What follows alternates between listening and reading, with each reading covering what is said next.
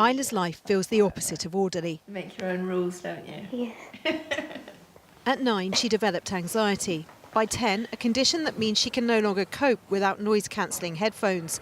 And despite her school spelling out what was wrong, she's still on a waiting list, leaving her struggling with thoughts of suicide.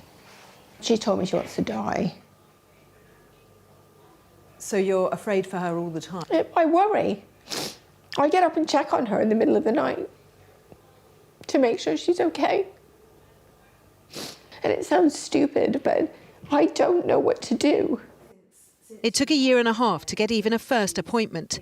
With the second month away, Isla's getting worse. Quite desperate and I just need help. I can't really wait any longer.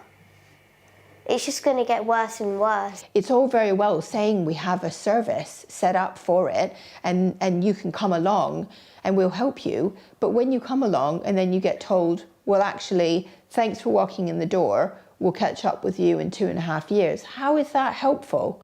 ITV News asked all 62 mental health trusts with children's services in England and Wales about their waiting times. Of the 32 that responded, 11, that's over a third, had children waiting over 1 year for their first appointment. In Rotherham, the longest wait is 872 days. In South London, 1,497. The average waiting time is a far more reasonable 58 days. But again, there's a postcode lottery. In Sussex, it's 3 times that at 180 days. And in Leicestershire, it's 226. That gap, the subject of a parliamentary inquiry today into whether the government's delivering its promises on children's mental health.